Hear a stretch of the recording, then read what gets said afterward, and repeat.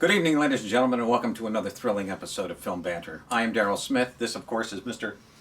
Christopher Picard. How you doing, guys? Welcome. I forgot his name, so I like to use him. I was trying to see if you'd know it. I like to use him to get his name because he's always filling in the names that I can never remember. So. It's true. And sometimes but I did know his name actually. That was just part of the comic opening. But so, all right. So, welcome to episode 135. Oh God.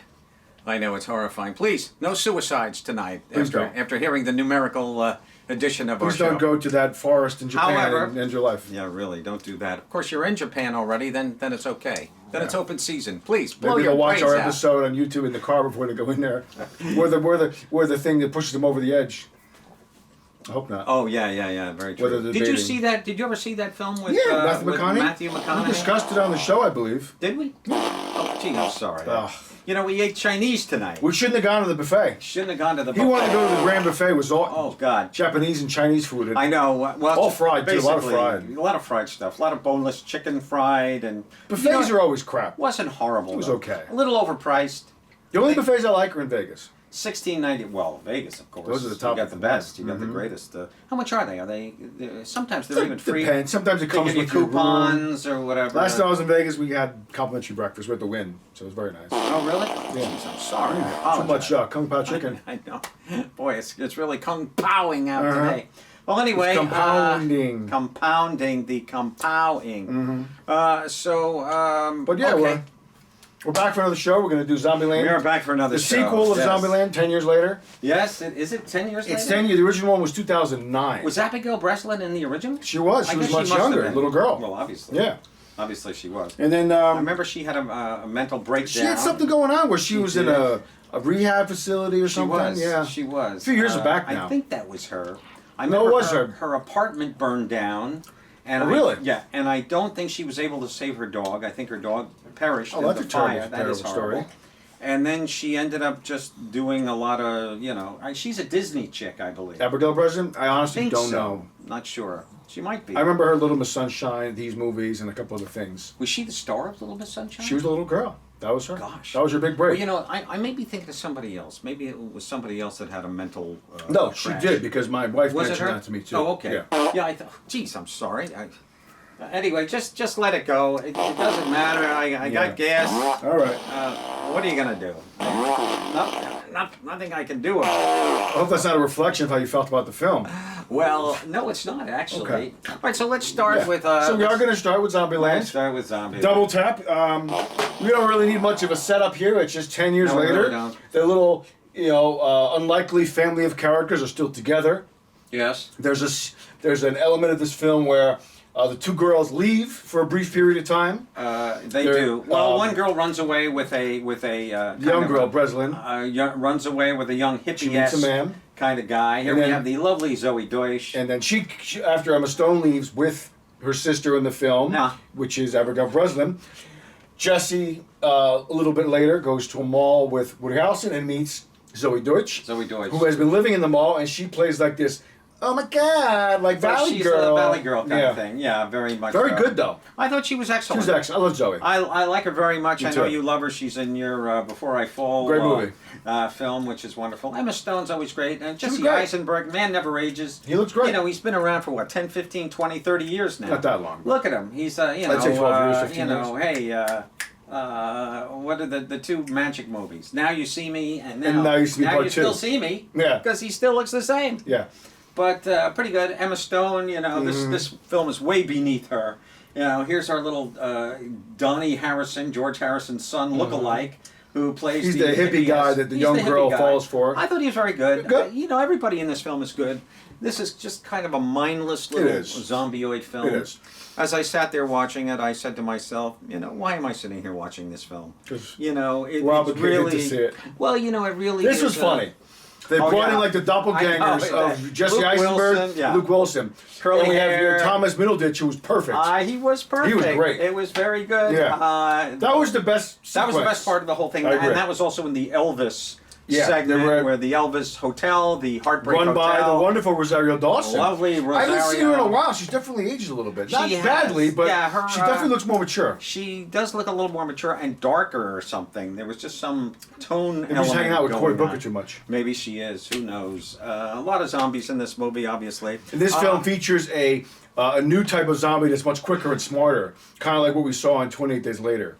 Because they do mention that in the film. Very poorly done, I must say. They only use it once in the whole film. I know. We never go back. The whole title of the film, Double Tap, is basically to emulate the fact that certain zombies have now. There are 4 kinds of zombies. There's the homies. Homer. Which are kind of like dummies. Kind of the dummies. Then you have the hawking. Those are kind of the smart ones. They're a little bit smarter. Have a great scene at the beginning where a woman rather, eats an eye out of a scientist, and then she opens her mouth with the eye to get into a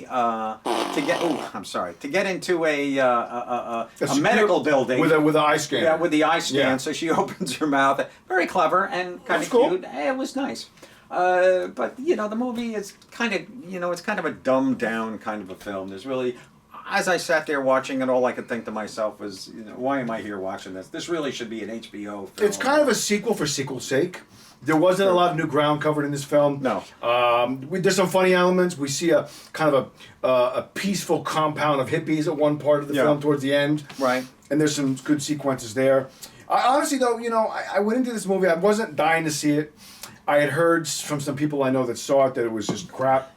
So I went in there expecting it to not be that great. Right. I honestly enjoyed it a lot more than I thought. I was entertained. I didn't laugh too much at the beginning, but I found myself laughing more as the film continued. I felt the exact same thing. I felt that it grew on me. Within about the first half hour or so, I was a little disappointed. Yeah, It's not going anywhere. It's kind of stuck in this little bit of a rut. Then they're in the White House, which was kind of right at the beginning. Yeah, that was fairly soon at the beginning. But then when we get out, we get on the road and we start to go. Kind of once Zoe kind of comes into the film. And once Zoe comes into the film, it was a real pick-me-up. Breath of fresh air. It was. I certainly don't recommend anybody going to see this in the theater. You don't have to. If you're going to be paying, $15, $16, $12, $11, $10 to go see this, go see it on a Tuesday. Maybe you can see it for $5 on a cheapo Tuesday thing. Yeah. But man, this film is just not worth going to see in the theater. I have to say, for the prices of today, I cannot recommend. I can't recommend full price. No, not at all. See it at home on HBO, like you probably saw the first one. It's a fun little film. Entertaining. They're all good. It was. They all have a good rapport. It was good. They do a great job. Woody's always good. Woody's always good. Woody plays Woody every time. Yeah. I love the whole bit in the Heartbreak Hotel where they go to see Graceland, and Graceland is now a rundown horror mansion, so to speak. There's just nothing left. The apocalypse has taken over the world, of course, and that's hence this whole Zombieland epic comedy routine of these two films. But Emma's great. Everybody's fine. It's a decent little film, but it just does. Yeah, it does. It just doesn't bring anything to the table. Doesn't. That's, in my opinion, really worth of making another film. It's funny. Yeah. It's got a lot of the elements we like from the first. It's cute. Yeah, it's cute. It's fun. Cute. But you can totally wait till video. I can't tell you to go right out to see it. Exactly. Yeah. Absolutely true. So do you want to move on? We may move on if you'd like to, sir. That's fine. Please, let's do it. You're going to do a review of this film because very brief. You got to go to a screening that I couldn't make to. Well, there it was. It's right over at the Garden State Plaza. You can see Jojo Rabbit is not playing there. I thought you told me you went to see it at the theater in the city, the Landmark. Oh. Well, that was a while back. Well, you got to see an advanced screening. I did indeed. But now that it's in theaters, limited release. Okay, it's directed by this man right here, Titi Wakiki. Taika Waititi. Tika Watoto. Who did Thor Ragnarok. Titi Watutu, who is now doing Thor 4. Also. He's doing the next Thor. He's doing the next Thor with Natalie Portman. Exactly. Going to be in it once again. And he also did a good little movie called Hunt for the Wilder People with Sam Neill. Excellent. What's it called? A few years ago. It's called Hunt for the Wilder People. Excellent. I think I vaguely recall film from New Zealand. I'll have to check it out. Yeah. Well, he is New Zealish. He is. You have Sam Rockwell in this film. Let's get to the gist of this film. It's about a little boy. This is all during the Nazi youth, right? Nazi youth group kind of trials in Germany. And this little boy, his mother happens to be Scarlett Johansson, and he has an invisible best pal, who is in fact Adolf Hitler, played by Titi Wakuku himself. And here's our little boy, very reminiscent for me of an old film called The Tin Drum. And we had a little guy in that film, his name was Little Oscar, and he won a very special award back in the day. In fact, at the Academy Awards, this is like 1970s, I believe. And it was directed by, oh gosh, it's a Gunter Grass novel. And it's directed by just a wonderful, wonderful director. You may if you'd like. What's the name of the film? It's called The Tin Drum. Tin Drum. Well, and I had it sitting right here, and it just reminded me of Little Oscar a little bit. Little Oscar is and I'm getting off track here, but Little Oscar is a little boy. 1979. There you go. 79? Was it? Okay. And directed by? It's coming up now. Hang on. Here's Titi Wakuku right here. Wakiki. Volker Schlondorf. Okay. Yeah. You know, I had an accident. I had to go to the doctor. I said, Doc, could you take a look at my Volker Schlondorf? I got something going on here. He said, don't worry about it. Take these pills. Your Schlondorf will be okay. I said, thank you, Doc.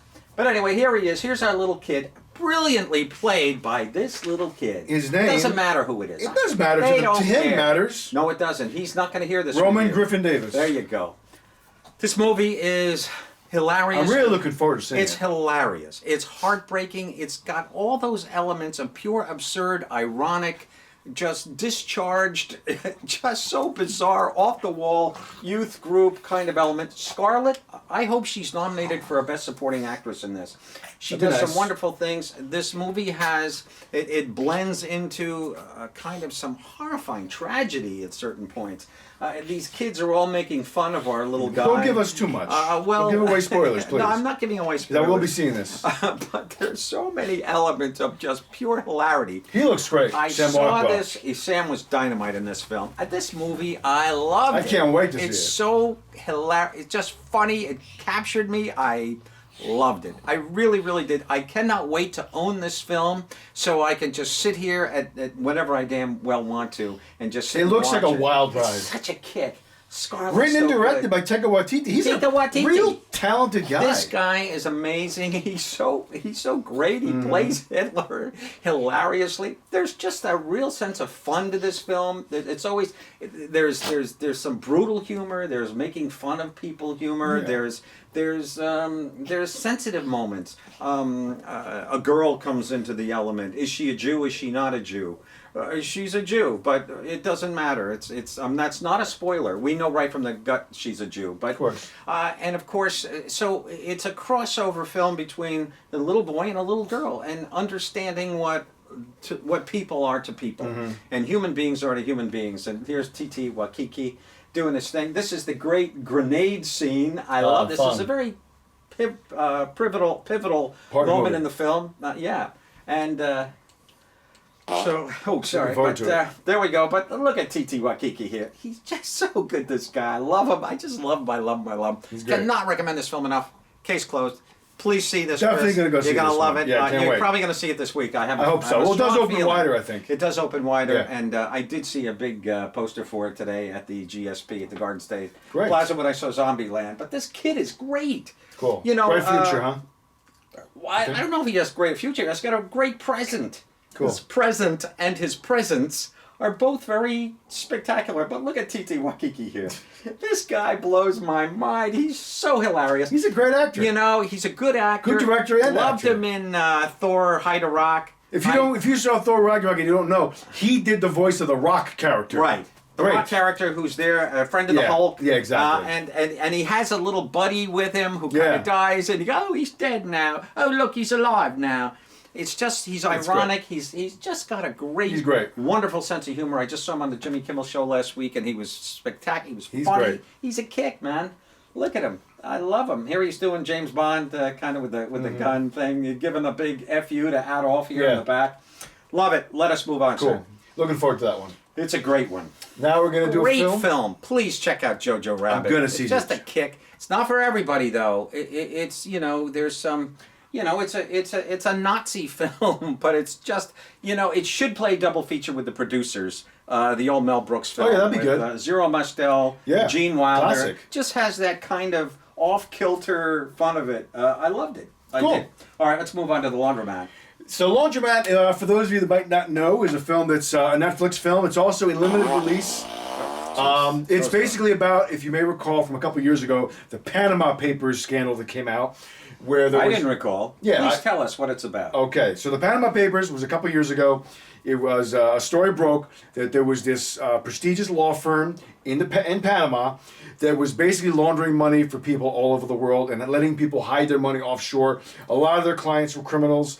A lot of high caliber politicians and captains of industry. A lot of people had their money funneled through this law firm that just created shell companies for people to hide their money from basically the governments to collect taxes. Well, it's also a scam on people who we start out. Well, first of all, here's our. Well, that's how it plays in. So yeah, Here's our our hosts are the two lawyers that run the firm, played by Gary Oldman. Rather identically comical by Gary and Antonio Banderas. They're both excellent, and they narrate the film. They break the fourth wall often. They're always dressed in the same suits together. Yeah. But the kick of this film in the beginning, even Sharon Stone has a little bit of Small part, bit part here. It starts with Meryl. Yeah, interesting. And there he is with her husband James Cromwell. James Cromwell, of they course. They go to where they go? Lake George. Lake George On a boat cruise. Correct. And the boat turns over. He drowns. So it starts with Meryl Streep. She's now widowed. She's a widowed wife, and now she needs to collect on this boat turning over, the insurance policy. So she's the kind of the seed, if you will. She's the beginning little maggot that begins to fester into this giant mass of dung that is overtaken. That all these people are just. And I like the way the linkage starts with her. Yeah. And then we kind of travel into, and I love the way she goes to Nevis, which is a small island by the Cayman Islands, I do believe, and it's an island where the actual insurance company that has now told her that she's not the person that runs it, played by Jeffrey Wright. Right. Yeah. And she's not going to be getting the same amount of money that she thought she was going to be getting because she's being scammed by these people. Yeah, they find out that there's it's all a big insurance cover. Scam. It's a big scam. It's just a big. It's a massive camouflage where nothing is what it seems. It's kind of like bullshit. That kind of almost like the stock market bubble that crashed, where they sell reinsurance and they sell to another insurance company, and they sell these customers to another. Exactly. David Schwimmer plays the lawyer to the boat company that sunk, and the owner of the boat company is played by Robert Patrick. Correct. He's the guy who's operating the boat, so he knows he's going to have a lawsuit on his hands. Right. And all these people, 30 people that died. all these people are finding out, even him included, that his insurance policy is no good. It's a joke. So, and David Schwimmer, of course, is taking the fall in a hit, basically. Yeah. Because he went out shopping for a cheaper Trying insurance to find company. a cheaper insurance company. And he went for a company that's absolutely bogus. And turns out to be just a total scam. So I like the way the lineage goes through. It's kind of like it unfolds in a mysterious kind of a way. It's a fascinating thing. Yeah, I was captivated by this film. Were you? I got to really tell you was. something. I didn't love the film. As a piece of entertainment, it reminded me a little bit of that of the horrifying film that I like to remember from time to time. Spotlight. Called Spotlight. Yes. And I did remember the title, believe it or not. But here, I look at these people just hilariously. There's so much great imagery in this film. I just love the way we go around and travel from group to group. Antonio is always just marvelous.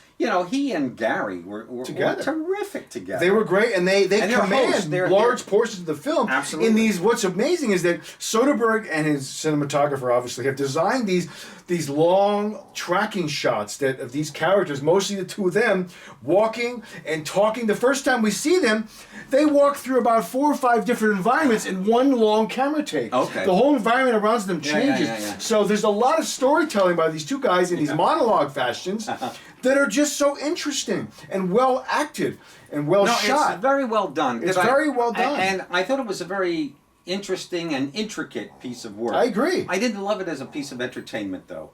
I didn't find that it was always clear exactly what was happening as we went from group to group to group. And there's a wonderful surprise at the end that a character unmasks, and we see who that character really is. And I knew that was a put on from the beginning. I didn't.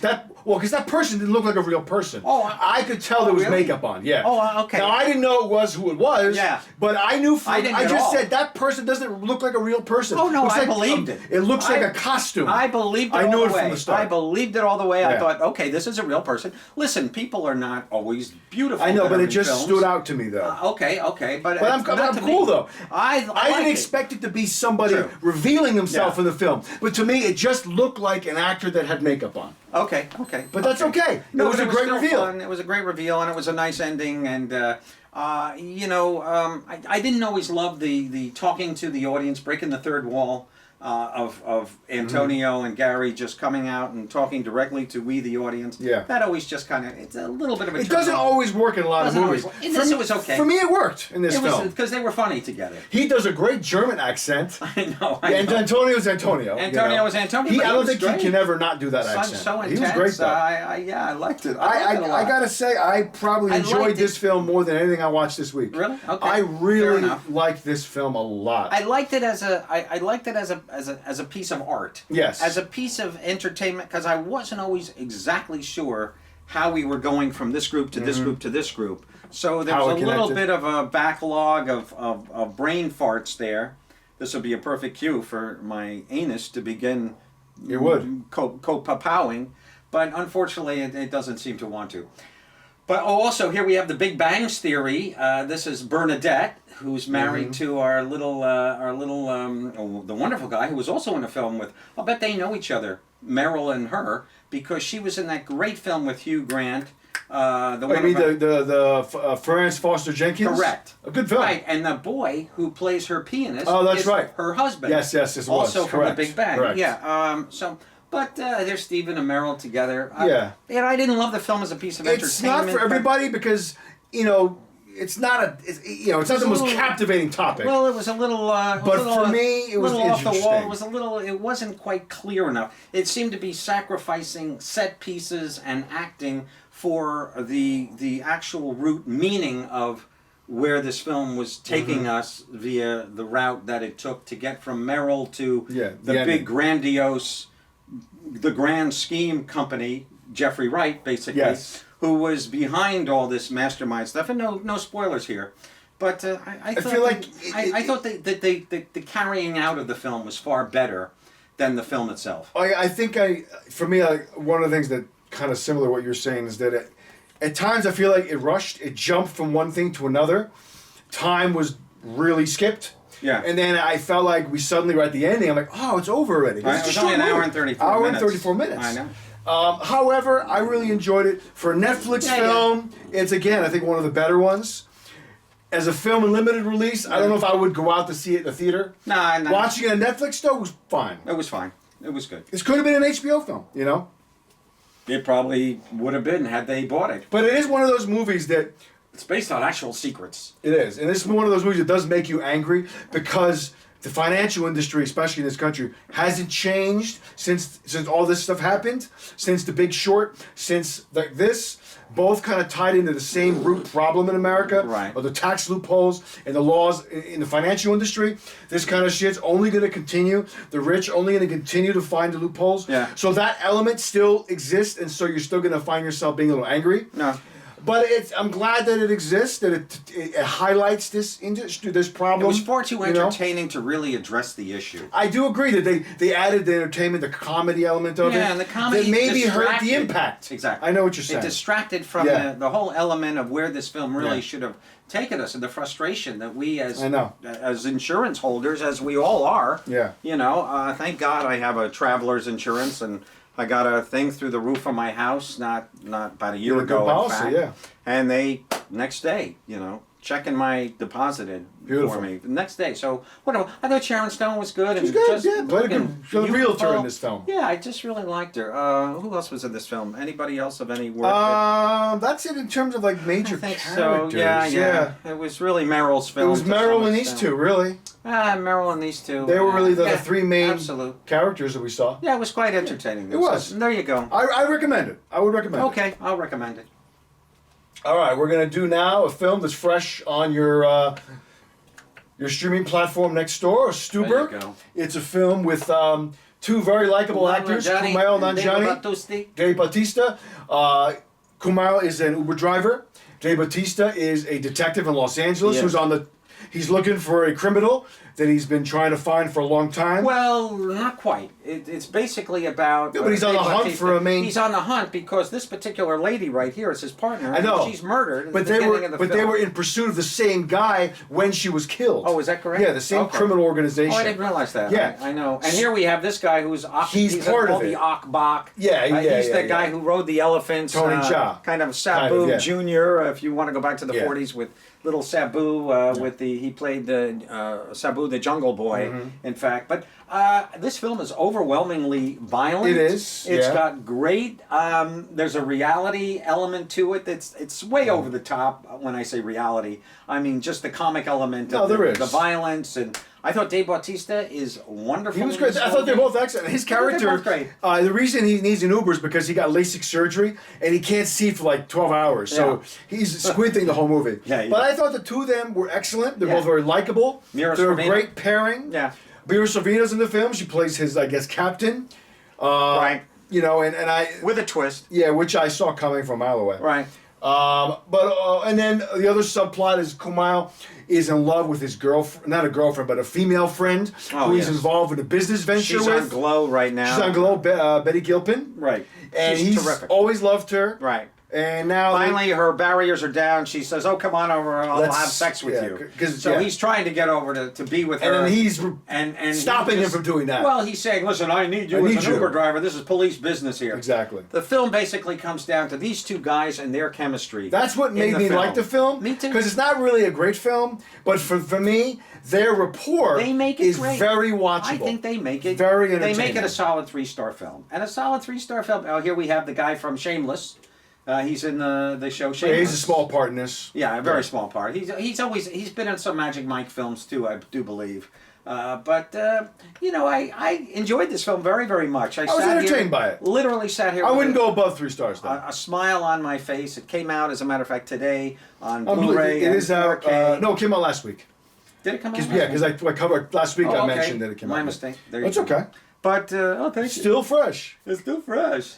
But yeah, it's a fun action comedy. It's a fun little action comedy. You know, we've seen it a zillion times. It's a buddy pick. It is, and it's just a kick. It was fun. It was cool. I laughed. I cajoled. I guffawed. Yeah. I did all the things that laughing is about. Yeah, I agree. And, it's very entertaining. I enjoy it. And there's backstories. What a wonderful human being Dave Bautista is. Yeah, you told that wonderful story last week. One little story. Oh, did I? Okay. Yeah. Well, he's a very generous guy. Yeah. He gives the entire cast. You bought them all gifts, basically, right? and specific gifts that are very personal to them, which is great. That takes a lot of time. He's really a very warm-hearted man. He is a nice guy. Where is he from? Honestly, I don't know enough about the man. I got to research it. Got that kind of heritage, rock, kind of island. Yeah, I got to look it up. I'm not sure what his background is. He looks like he's part Samoan. He could be part something. Part Indian. Because in the film, there's a back and forth about his ethnicity. He goes, "I'm not this and I'm not that," but they never tell us what he is. Yeah, right. Yeah. But it's fun. It's fun. There's some heavy-duty gun play, and John Wick has now given us the famed close-up headshot where the gun is pointed right at somebody's head and kabloom. Mm-hmm. And we saw it today, in fact, in Zombieland. Oh, there's a lot in Zombieland. Zombieland has whole segments. Everything. I expected Zombieland to be a better zombie pick. It wasn't really a great zombie movie. It's not really. They're just fodder. It's really more about the relationships. It's really about their little comic world and and Woody and I did like Rosario in there. No, she was good. And Zoe, yeah. Okay, but anyway, great little movie here. It's a fun little film. You can't go wrong. I'm glad I didn't see it in the theater though. It's definitely a home video movie. I agree. Yeah. I agree. It is. But I don't know. I probably would have enjoyed it just as much on the home screen. I probably would have. I guess. Go out and be an A-lister. Go join the AMC. I know it's really no brainer. If you go once at night, it pays for itself. $23.95 a month, or is it $24 now? I think they raised the price. They raised the price. I don't know what it's $24.95. But even if you think about it, if you go with one, let's say you go to the movies at night at an IMAX movie with 2 people and you buy popcorn, you're spending more than what you would be spending on the monthly rate. Only one person can use the A-list. Oh, that's true. Card. So if you're going with a friend, make sure they have the A-list card also. Or they got to buy their own ticket. Or maybe if you're a good guy or good lady, you'll split the ticket with them. Of course. Hey, since you got to pay and I'm getting in free, I'm not getting in free though. you're still paying. But if you go see, you can see 3 movies a week on the A-list ticket. So that's 12 a month if you use it. That's a lot. And you can go to the IMAX today. No restrictions. Went to the Dolby Atmos Theater over there in the Garden State. It was magnificent. It was beautiful. Place was empty. It's really a great value. It is a great value. It's a very good deal. And also they give you on your birthday, you get a big size popcorn and a big soda. Coke for free. You do. So hey, that's a $49.99 value right there. And you're still getting your Stubs points every month when your subscription rate. I don't think so. You do. Every time that $25 comes in, you're still getting Stubs points because I'm still getting rewards from it. Are you? Yeah, and I'm not going all the time to buy concession stuff with it. I don't know if I'm getting. No, I'm still getting my Stubs points as far as I know. But no, it's a great value regardless. It's great. All right. I think you told me once though that you had to go to the customer service booth after you bought your ticket rather than to just show your ID and your thing on your phone, that you would actually go to the register and get a physical ticket. Well, I do that just for me because I collect the stubs. I know you do. I do it myself. But maybe that's why you're getting the... I don't think so. No, I don't think it has anything to do with it. Be careful a little bit. I know, I see him. No, I think it's just let's move on to the nature of the Stubs program. No, I don't think that's it at all. Now we're going to do a Crawl, which is also fresh on video shelves as of last week. Yeah. It's exactly what you expect. It's an alligator movie during a hurricane. That's all you need to know. A young girl goes back to her childhood home to try to find her father. And she gets, they say, don't go in there, you can't, we're evacuating the whole island. Yeah. She goes, no, I gotta go. I think it takes place in Florida. Yeah. You feel the Floridian. Yeah, either Florida or it's like Myrtle Beach area, something like that. No, Myrtle Beach wouldn't have alligators. It's gotta be Florida. Whatever. Doesn't matter. So her father's played by Barry Pepper, who you may recall was the sniper in Saving Private Ryan, most notably. Oh, was he? Yeah. The guy who gets iced at the end. He gets killed by a mortar fire, I think. I thought he got killed by another sniper. No, though the Germans, I think, shoot a tank. A tank shoots him in the bell tower. Oh, okay. Yeah, he's in that bell tower quite a bit. And who's this girl? Where have we seen her before? Yeah, Kaya Scodelario. God bless you. Yes, she was in the last Pirates film. Was she? But she's been in other films too. A bunch of good stuff. I forget what else, but she's pretty prominent these days, and she's very good. She's great in this. She's great in this. No. I really enjoyed this film. It was fun. It's gory. It's got some good jumps. The effects are good. Yeah. It's a fun watch. If you like monster movies, alligators, sharks, that kind of stuff, you'll enjoy this. It's a lot of fun. Yeah. I really enjoyed it. The thing I liked about it had a very claustrophobic... I was just going to say, very. It's a very claustrophobic movie. We're stuck. Her father is stuck in this basement. Yeah. He can't get out because of the water level is so high. Yeah. And he's stuck in there with 2 or 3 alligators, I believe. Yeah. And he can't move, and he gets injured, in fact. And so now his daughter comes from wherever she lives in a city element somewhere. Yeah. And she comes, hey, where's Dad? Where's Dad? Where's Dad? So she comes to barrier this hurricane zone thing where the cops are saying, no, you can't go there. All the water's overrun. The homes are all floating and there's flooding everywhere. Yeah. So she says, oh, well, screw this. She gets in her SUV, whammo, heads out to Dad's house. Then she figures, oh, he's not at this house. Better go to the other house where they had with her mom. So there's a whole mom's missing, and well, the dad can't leave the house because the marriage broke up, and he's got the feelings, and it's so we have that whole thing, which is okay. It doesn't distract. In fact, it enhances the film to some extent, gives it a human element. But the alligators are the star here, and I thought they were pretty good. Yeah, I think that in general they are horrifying creatures. They are the closest thing we have right now to that and the Komodo dragon as like a dragon. They're just horrifying. Just big story in the news as of yesterday. Big story in the news. It was very entertaining. This guy, he's known as like the alligator whisperer. Somebody called him up because in Florida, people get a lot of alligators. I know they do. They come into their swimming pool. They do, yeah. So this guy was thrilled. He was so happy that he got to go over to these people's homes. And what he does is he says he loves it because they're trapped. So what he does is, and their photograph is outrageous. And if you just go on YouTube and just Google guy alligator saving or pulling alligator out of pool, and there's a photograph of him like Hercules holding this 9-foot alligator. And the alligator's okay with that? And well, what he does is this. he gets up to the alligator, and alligators are big animals, and those jaws weigh a lot of tons. So it takes a lot for them to pull that jaw up. And once it's down, it's very easy to keep it down. Oh, okay, so he tapes it up. Oh. He wraps up the mouth, and then they can't go. And then he tires them out. He like runs around the pool, which takes a lot of balls. Let's be honest, to be running around while alligators chasing you in a pool. But he does this. He wears the thing out, makes it tired.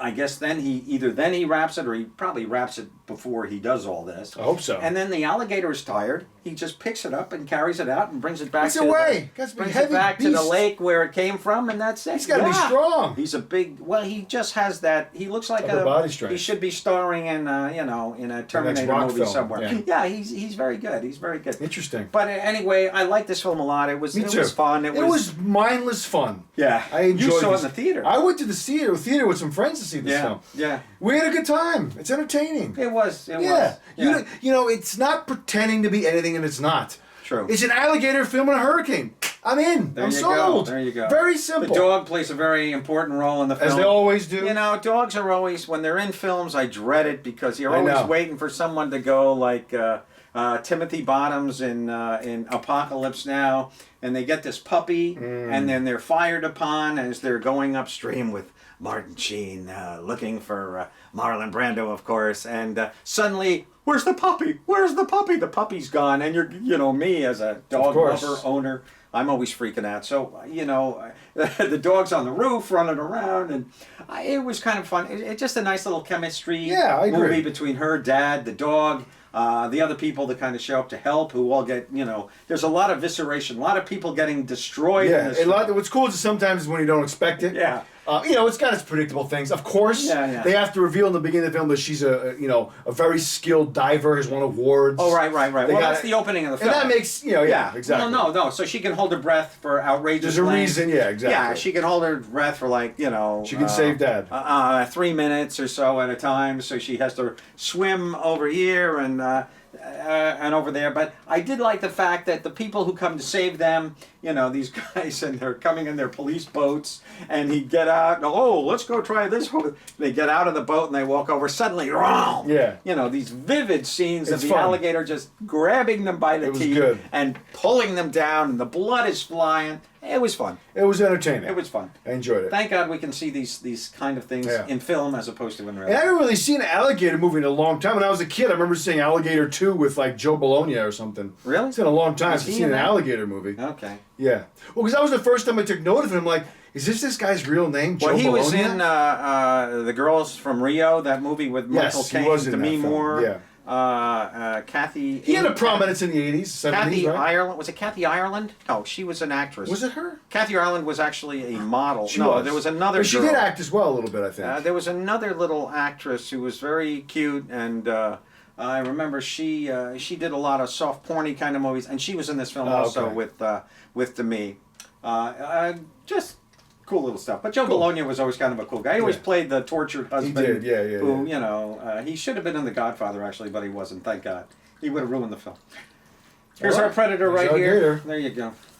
We liked it. See you later, alligator. It is what it is. All right, so now Daryl is going to thrill you with a 60-second review. A 60-second review, which I'm going to time you. I have a timer here. I should get my poster. Where did you put it? I don't know. You just had it out. I just had it out. Oh, it's right here. Yes, here we go. Ladies and gentlemen. Hang on. Here we have my timer going. Hang on. Here it is. His review, timer. A little 60-second review. This is called 3 from Hell. Well, you have the pick. Just put the poster up, for God's sakes. I got this today at the Garden State Plaza, and I'm going to hang it on my wall. That's right, because I'm an idiot. But anyway, okay. Tell me when to start. Hang on. Go. Okay. 3 from Hell. Here we go. Okay, this is the third in the Rob Zombie series of House of a Thousand Corpses, Devil's Rejects, and here we have 3 from Hell. This film is it's very violent, but I will say this: it's colorful as hell. I love the colors in this film. It's always good. This guy looks like James Brolin all the way. Then we've got Sun Young Mooney Mwingo. Bill Moseley. Bill over Moseley. here, right? Yeah, right. And here, this is Rob Zombie's wife, Sherry Moon Zombie. Very, very violent. Kind of comes to kind of a Mexican thing at the end. They all escape from jail and prison. It just kind of goes on and on. The thing I hated about this film, the colors are beautiful. It's well done. Everything is a close-up. He just destroyed the whole element and the Tarantino kind of feel he was going for by just constantly giving everything in close-up. Therefore, I just wanted that camera just to pull back, for God's sakes. It was just poorly edited all the way through. But great violent end scene. It was kind of a kick. Did I love the film? I gotta say no. I don't recommend it, but it's still kind of put it on in the background while you're doing something else. Okay. While you're playing on your phone. Put it on in the background. Yeah. All right. Well, that was a very good 60-second review. Thank you, sir. Good job. You can That's do what it. your wife says to you. Ba-dum-bum. We should do it more often. Ba-dum. She also says that. Yeah, we should. Ba-dum-bum. Why not? No. So All right. done? So well, let's see what's new on video. Not much this week. The only real big thing Well, I is got a Lion couple King. things right over here. Let me grab a couple things. You want to do a little show and tell? Little show and tell. You're lucky we have the time. Okay.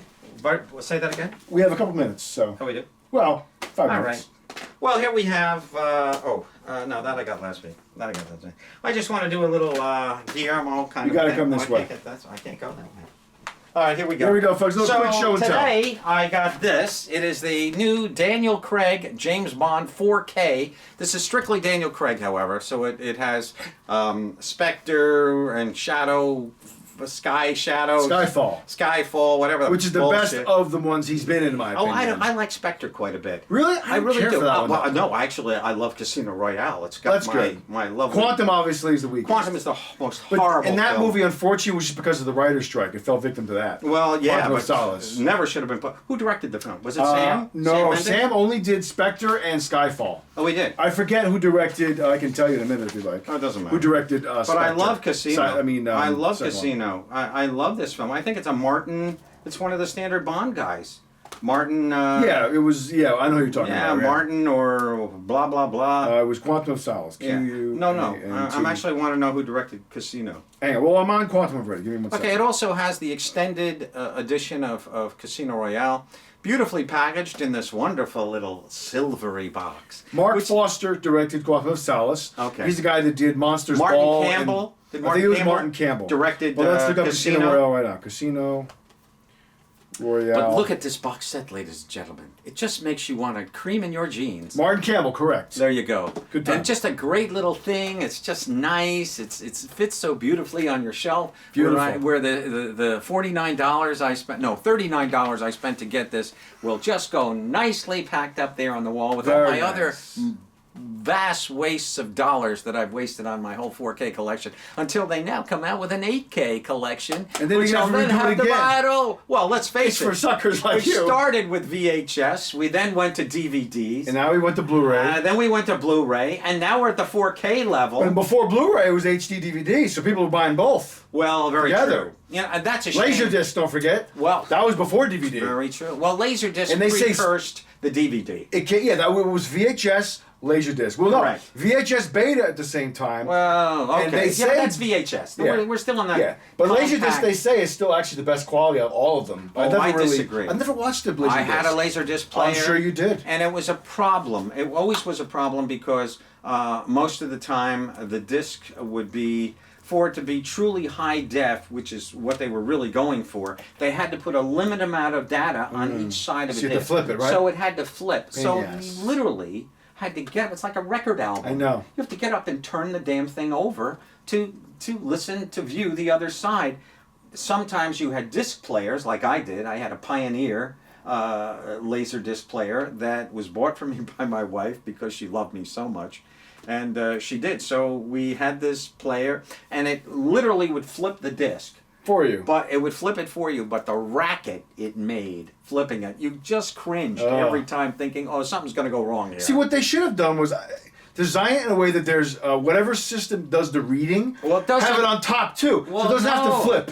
Well, no, that would be cool. See, that was the very like a toaster oven. It's got the burners on both top and bottom. That's from that your would be lips pretty to good. pioneers' ears. Yeah. Unfortunately, it didn't work out that way. But what happened was they didn't actually. The disc didn't flip because the disc just goes into a slot like a CD. So the reading mechanism flipped. The reading mechanism has to go click, crack, clonk, and it was just a drastic. You still have your Laserdisc? I don't have it. I might have a few downstairs actually, but only because I got them at a garage sale once. And all sealed. I have like How to Marry a Millionaire. No, they're worth nothing. Really? Because there are collectors out there for that shit. Well, there was Criterion, the wonderful Criterion World, who you'll see these films here every week. These are all Criterion movies. They're very, very expensive. It's a wonderful label. It's great. That emphasizes the pedigree. Restoration of film. Martin Scorsese's a big fan and has a lot to do with Criterion. In fact, he's a big fan. And he's perpetrated an awful lot of these films to be restored. And many of his films, Age of Innocence, for example, is on Criterion and so forth. So they do feature a lot of his films. Taxi Driver has never gone onto Criterion, but there's a few others that have. I think not Gangs of New York either. Anyway, neither here nor there. It doesn't matter. But the old Laserdisc had Criterion, and they were the first to start with the commentary. That's when we had commentary. Interesting, cool. Literally coming out where we had a separate audio track. So that was super cool, and just a dynamite little facet. But so I got here we have the Daniel Craig edition. Also, Hellboy has never been out on 4K. I did get Hellboy the original, 2. Correct? Yeah, this is the original.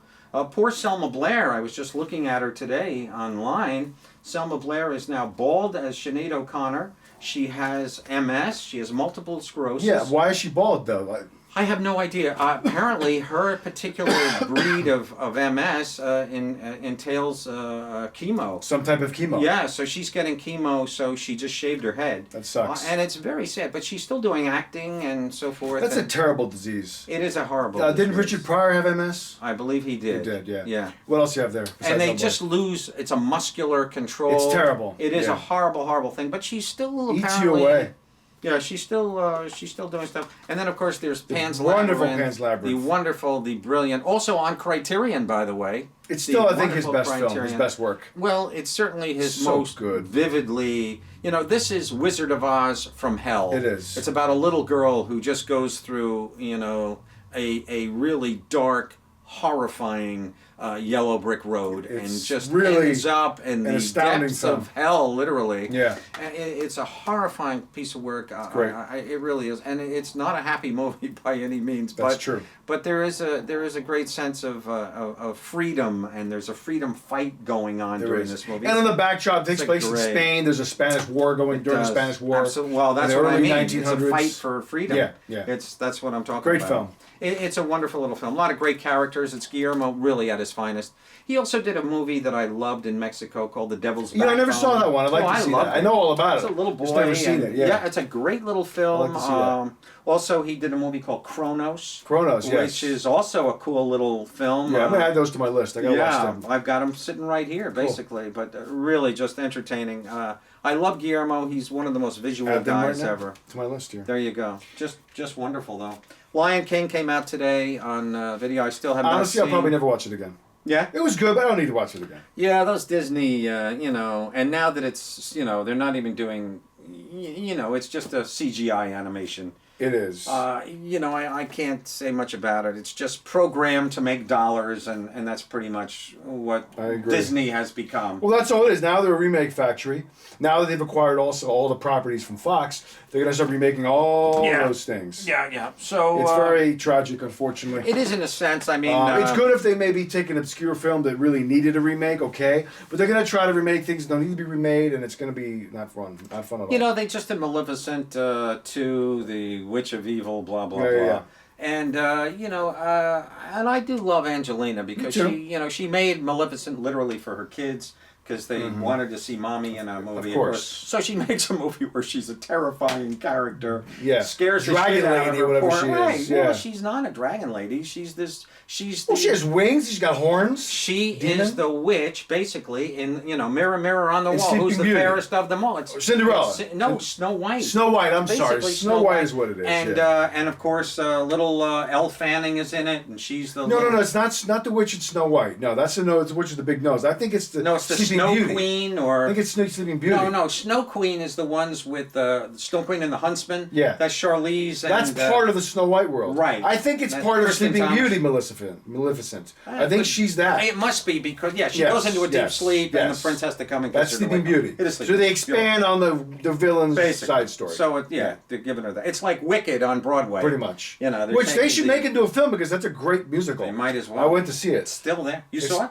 Oh yeah, I saw that. Was a it few years good? I enjoyed it. Really fun. I love it. the- It tells the story of the witches, Right. and their sisters. It's really Right. cool. Of the East and the and West. it's got some memorable Does it music. have Glinda, the Good Witch? And the Bad Witch. Yeah, it's good. Is Dorothy in it? Does they have the?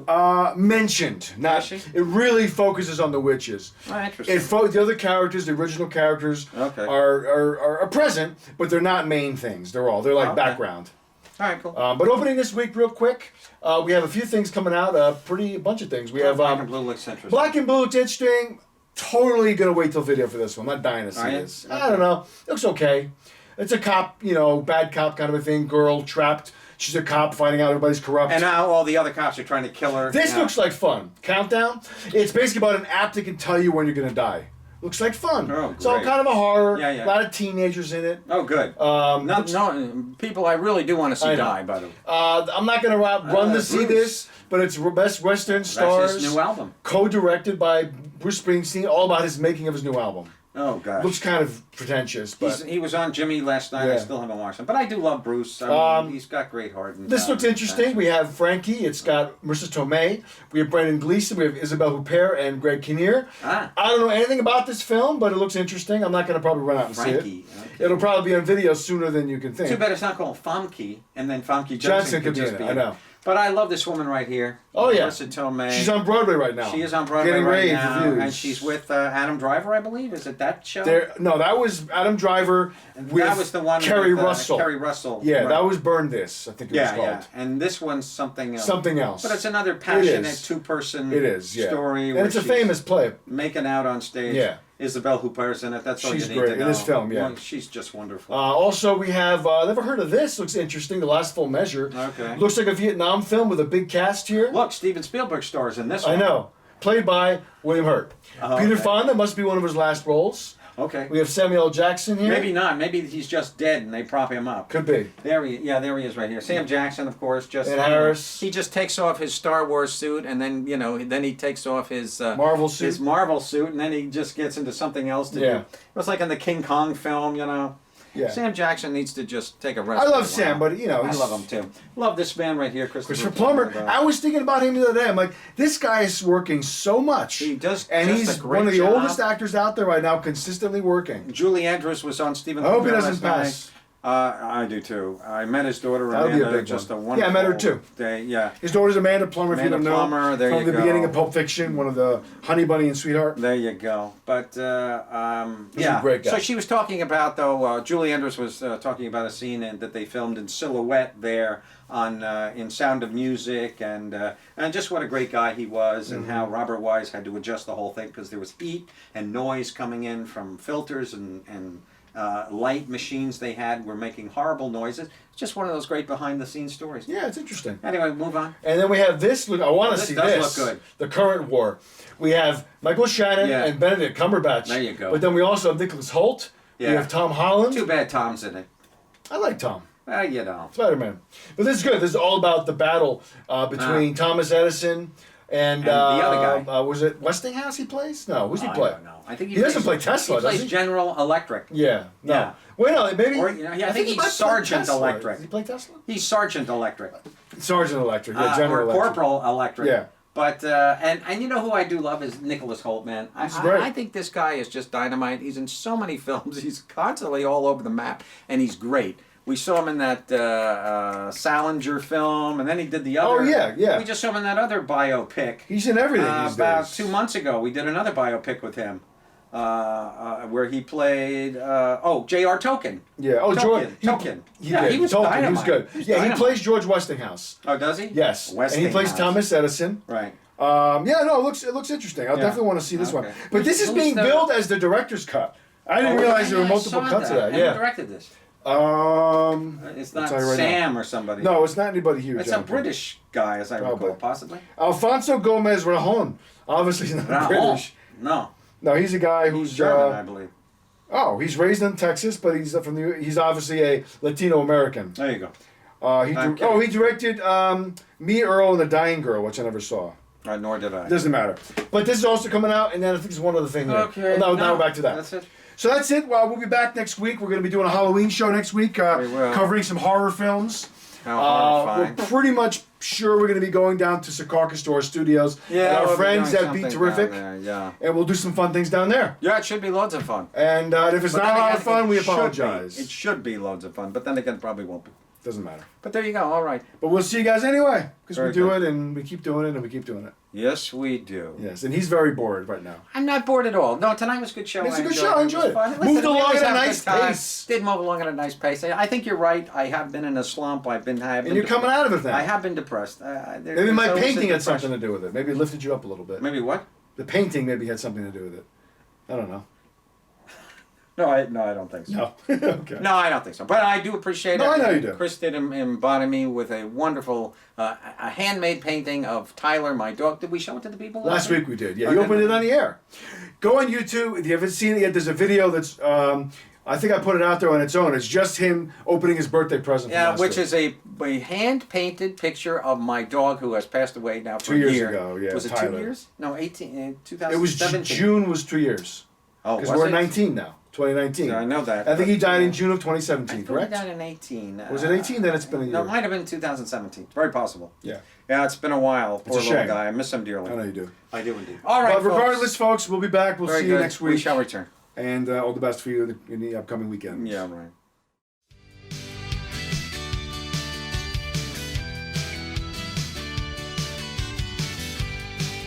Louie, where are you? Road. Yeah, going down. Yeah, Mr.